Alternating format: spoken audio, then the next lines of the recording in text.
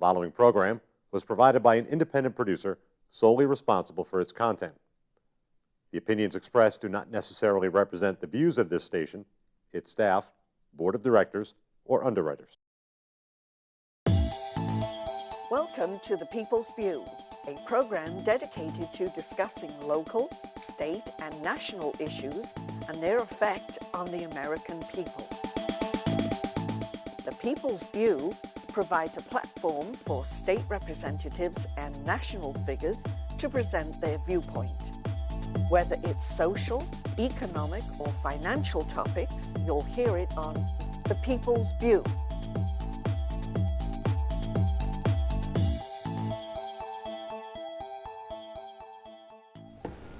Hello, this is Seidel, hosting The People's View. People's View is sponsored by the Nashua City Republican Committee, and if you want to find out more about our operation, go to nashuagop.org. We meet the second Thursday of every month except for July and August, and come to our August 16th fundraiser with Alan West as our key speaker. But today we have Representative Gene Chandler, who's a minority leader for the Republicans in the House, and we're taping this right in the House chamber, where all the action took when you had the budget vote and everything. Yeah. I hear you got a lot of what you wanted, even though you were in the minority. Yeah, I think the Senate did a good job, and I think when we talked before, we talked about in the House, we actually had all unanimous opposition from Republicans to the proposed House budget, which is pretty, as you know, having been here, to get unanimous agreement with all Republicans is pretty good, I think. So that in itself was pretty unusually good. But the House leadership had proposed, I think, 8 amendments to the budget. They all lost in varying degrees, one by just a very few votes and some more by wider margins, but nonetheless we proposed them all.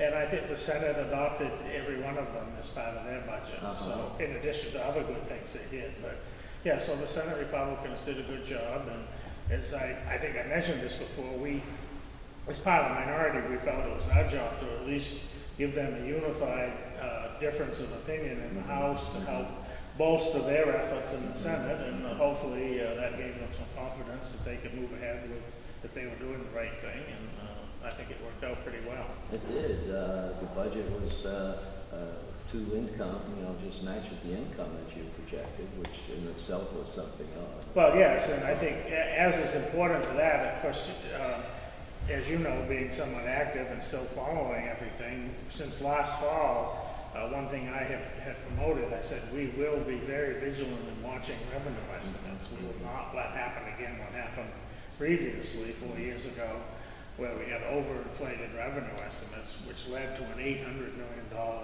deficit when Republicans took back over 2 years ago. So I was very pleased that the House Republicans on the Ways and Means Committee came up with their estimates, and the Senate, of course, the one advantage the Senate always has, they get the budget later, so they have the benefit of 2 or 3 more months of revenue look, and they were able to project a little higher revenue than the House Republicans wanted, or originally projected, but then they went along and agreed with that.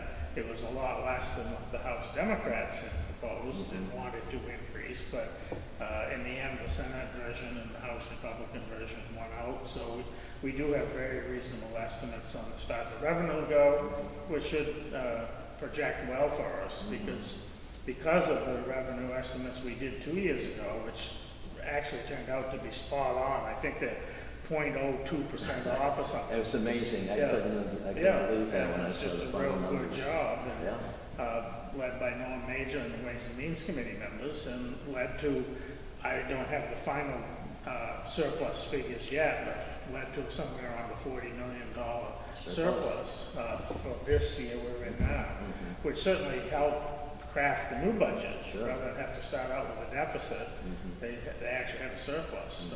So that was good news, and I think it justifies what the House Republicans did 2 years ago for a budget and revenue estimates. Certainly. And we certainly really enjoyed the fact that we didn't have to raise any taxes, which in this economy would probably give us a problem. Yeah, we did. There were no new taxes in that budget, and the Senate reinstated a couple of business tax breaks that the House budget had suspended that we had passed 2 years ago, and the House originally put them off here this time, but the Senate put them back in and funded 4 charter schools and did a whole litany of things, which are good. Yeah. Some scholarship help for the university system, and depending on whether you think it's a good idea or not, they gave some money to L-CHIP, which some people support and think that's a good program. They gave more money to the university system, which is, always controversial, but the fact of the matter is they found the money in there to do that. Health and Human Services received, I think, their fair share of what they needed to function. And they're getting after that waiting list on mental health. Yes, yeah. That people were complaining Yeah, about. so that's a good sign. We took care of a lot of things Yeah. that I don't think people really appreciate and still keeping a balanced budget. Right, they did. Well, let's hope we can keep that up. And which we supported early on with the Senate and encouraged them as it was going through their process. And our members, wasn't unanimous, but pretty close to it,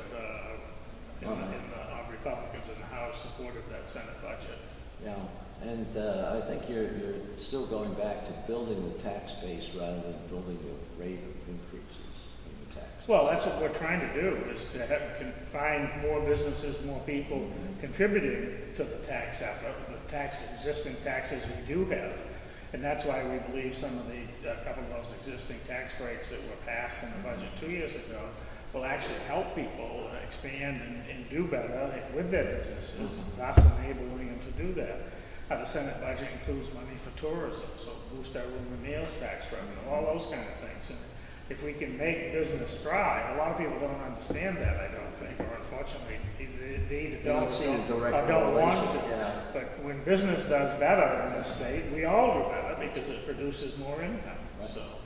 And I'd like to see that continue. Let's hope the next session. What do you see for the next session? I mean, coming in January. Well, it's going to be interesting because you've got obviously this Medicaid expansion issue is going to be out there, and which was a hot topic in the budget, obviously. So that commission will be meeting during the summer.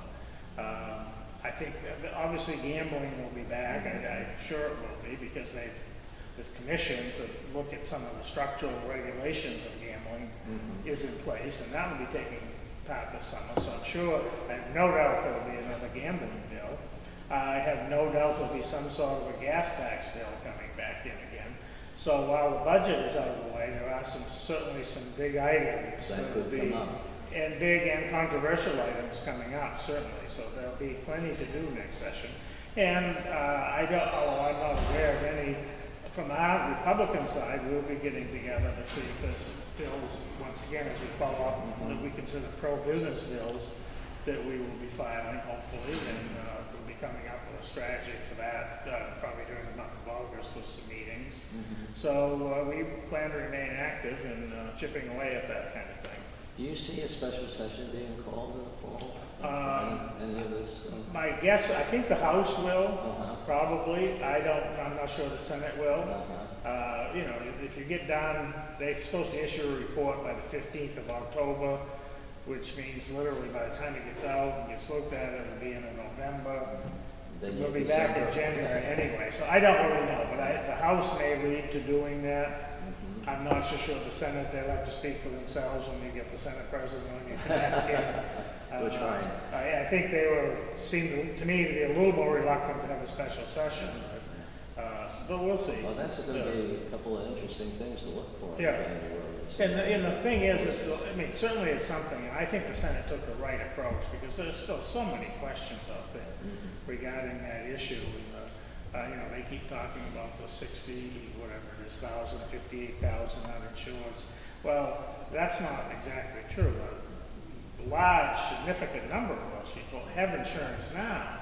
They would be eligible for this new program, but they already have insurance right now. So that means we're taking people that have insurance presently, paid for privately or by their employees, and making the public pay for it, basically the state. So that's something that people don't realize. They just say, well, there's 60,000 people you're giving insurance to. Well, that's not true.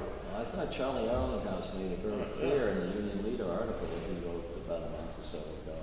showing an example what Maine had. Right. Maine did that, and what happened is they still had the uninsured after the fact, and all the people moved from being paid insurance to Medicaid. Yeah. And it wound up costing more.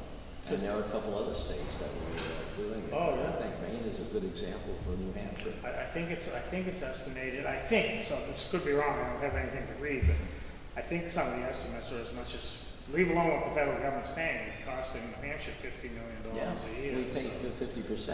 Yeah, so it's a huge issue. It's more than just saying, okay, the federal government's giving us some money, let's go.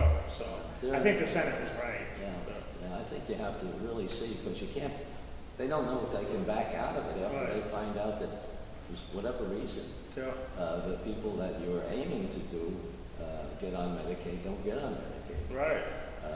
It's a big issue. I get one appointment when they pass the bill. I as Republican, a minority, I get one appointment. I've appointed Neil Kirk to that. He's agreed to serve, and I think he'll do a good job. He did a very good job. Very thorough, and represents the people, understands the issue, and so I think he'll do it.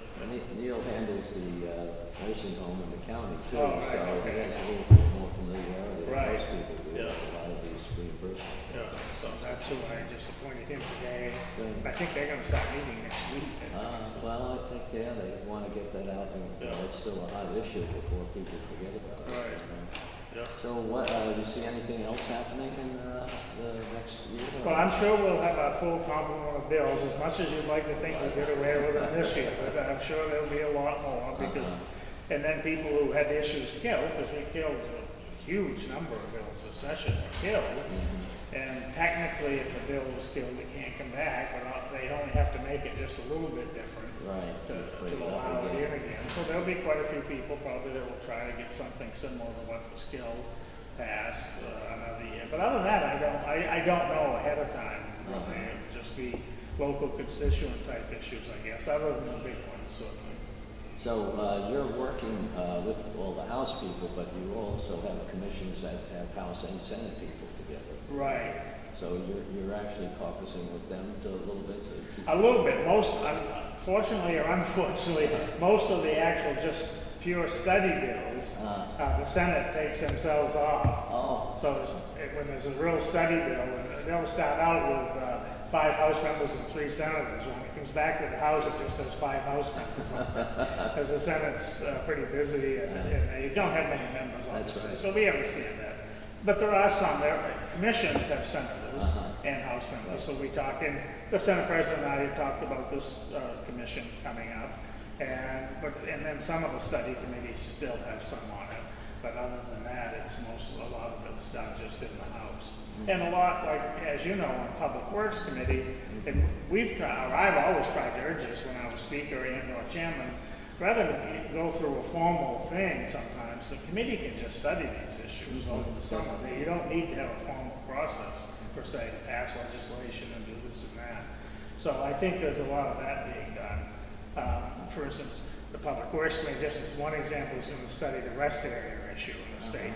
And we're just going to do that as a committee and see if we need to file legislation more than what we did this year, because we did that one bill that helps address that a little bit. So those are things we can do just on our own. Infrastructure is a big question out there. Oh yeah, no question.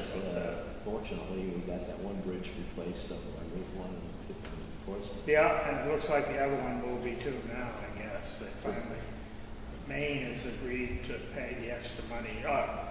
They're half of the extra money, because originally the cost estimate just replaced the bridge where it was in place. But that doesn't work with the new boats. It wasn't room enough. So any of the new ships that were coming or would come up there wouldn't be able to get through. So that was a waste of money. And some of us said that. They said, look, just close it. If you're not going to build it the right way, there's no sense in having it. So, but now they have come up with a design that increases the width of the span. So that's good. Yeah. So what's the schedule for that? Hopefully that will be starting in another year or so. Some design work and construction probably start in a couple of years. There's still some final fine tuning, but we actually added $5 million in the capital budget to match the so-called Tiger grant money from the federal government. in both states that applied for that. So it's on track, so it looks like it will be moving ahead, yeah. Yeah. Well, I guess you've outlined a whole bunch of things. Is there anything with education that they're going to be looking at? The Education Committee does have, and I'm sorry I don't have the details right with me, they had 2 or 3 bills that they retained this year for study in education. And a lot of it deals with, of course, this Common Core thing that everyone's talking about. No Child Left Behind, we got the waiver on, but now the Common Core. And a lot of the teacher standards especially, and along with the state standards for what they're going to require teachers. So it's either 2 or 3 pretty big bills in education dealing with that issue, of which Republicans will be represented on. We'll probably be in the minority, but we have a pretty vocal minority in education. But that will be some pretty big issues there. So one of the questions that I keep hearing with Common Core is, do we lose control of what the PAD education program? Right, and that's a real big issue, obviously. My biggest issue was with it, to be perfectly honest, because I didn't delve into what it was actually going to do that much, but was the fact that it was just done by the State Board of Education without any vote. And someone said, well, it's a good program. I said, you can't have a good program that's established by something that's illegal. Right. I mean, do it right, so there's a hearing and see if it's something that the state wants to do first, rather than just having a state board adopt it. So, I mean, that's, to me, a real big part of this whole thing. And have we taken a look at think that? legislation we brought up? Oh, I think so. Control. Yes, I have no doubt there'll be something. Because that right there answers the question about local control. Right. You Yeah. have just a bureaucrat who makes a decision. Right, and so we need to really address that. And it may very well be a good thing, and the legislature may vote to do it, but it should happen that way. That's all. It shouldn't be this. I've heard people on the National School Board very much concerned about that control part of it. Yeah. What they dictate as far as standards, et cetera, that they have to follow. Right, and surprisingly enough, a lot of teachers have taken issue with it too. So when you start to have the school boards and the teachers and the reps all agreeing on something, there may be something wrong that needs looking at, for sure, yeah. But I think voter ID will be a big issue coming up. There's no question about that. There'll be some bills on that. Maybe We really need to. Well, I probably can't answer. Well, I know the Senate sort of made a surprise move. And, I was just wondering whether you understood what the reasoning was behind that move. I didn't understand the reasoning, but that's up to them. I'm not going to be critical of them because they did such a good job on the budget, but we were surprised at that. I think we really need to have a look, and that's what I said to this whole thing, because tempers really starting to flare on both sides, and we just need to really take a look. Part of what's happened is lately we seem to be taking a look more at the voting end of it, whether you're eligible to be there to get your ballot. Well, all of that discussion should take place at the registration time, because that's when you establish, well, you're a resident. We have all of those types of things. When you go to vote, I agree you should have a picture ID, but that should be it. If you're the person that you are on your ID, you get to vote. That's simple, not through all of this other stuff. So we really need to take a look at that. And there is at least one bill that's going to be studying all the election laws. And I've said that I want, once again, a group of Republicans to sit down and come up with what we think we should do too. Now, whether we'll able to pass anything or not, but I think we need to have a position on what we think is the right approach to this. But it's gotten so complex because one year we'll have some bills that deal with the registration end of it, and then there'll be some bills that deal with the voting end of it. And we just need to get everything together. You've been in the House for a long time, so you know back when the voting rights, the federal voting rights legislation went into effect, and now the courts have ruled that they should update that. Will that have any effect on same-day registration, which causes a problem here? We had 15% roughly of the electorate register on the last day of the election. Right. I'm not sure of that, because unless they relax some of the standards for motor voter, et cetera, I still believe we're better same day. Yeah. We're better off where we are than the alternative, in my opinion. Yeah. But having said that, who knows what changes they'll try to make with it. But I think for the most part, we're better off this way. Not that I like it, but once again, it's the verification process that we need to make sure. Well, I think that's where you have the affidavits being signed a lot people who come in without proper Right. education. Do you know what the Attorney General is doing with the people who haven't returned their I don't know. I do know they've had quite a few that haven't been returned. Quite a few have come back as undeliverable. So I think they're trying to sort through that whole thing and find out. And of course, the thing is, that there's no question, some of those, just because they didn't come back, could mean a lot of things. For instance, if you mailed something just to now in Bartlett, I'd probably get it, but if someone mailed something to Nashua or some other place that was just a physical address, if they don't have delivery there, it wouldn't be delivered, but that doesn't mean the person doesn't live there. So it takes a long time to sort through all of these, because there's varying reasons why they did come back or weren't deliverable. So I think it's going to take them a little while to sort. Is there any deadline on that? No, I don't.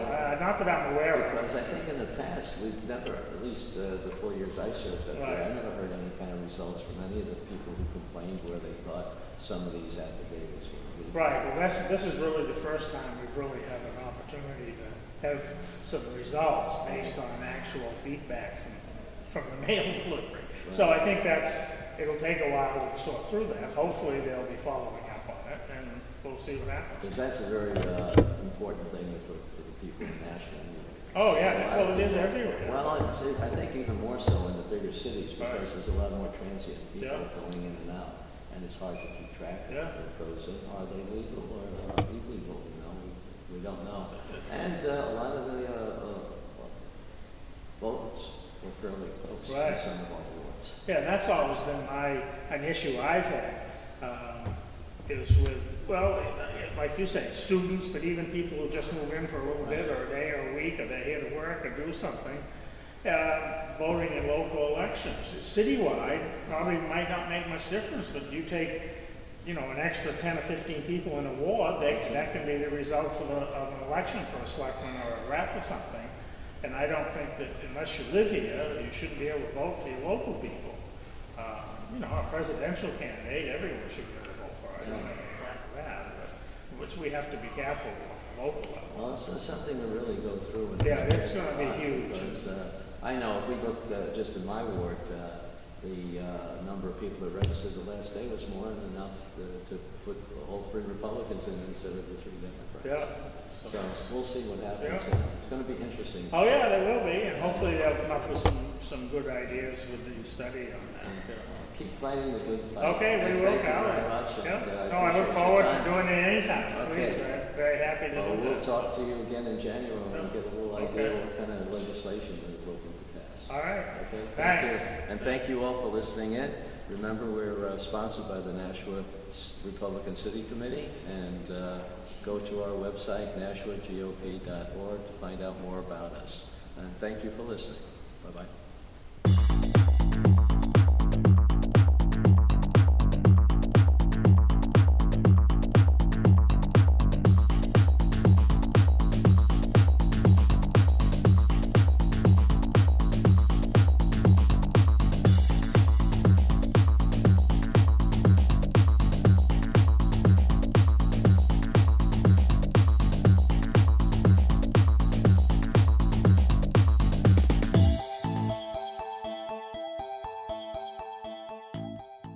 The preceding program was provided by an independent producer solely responsible for its content. The opinions expressed do not necessarily represent the views of this station, its staff, board of directors, or underwriters.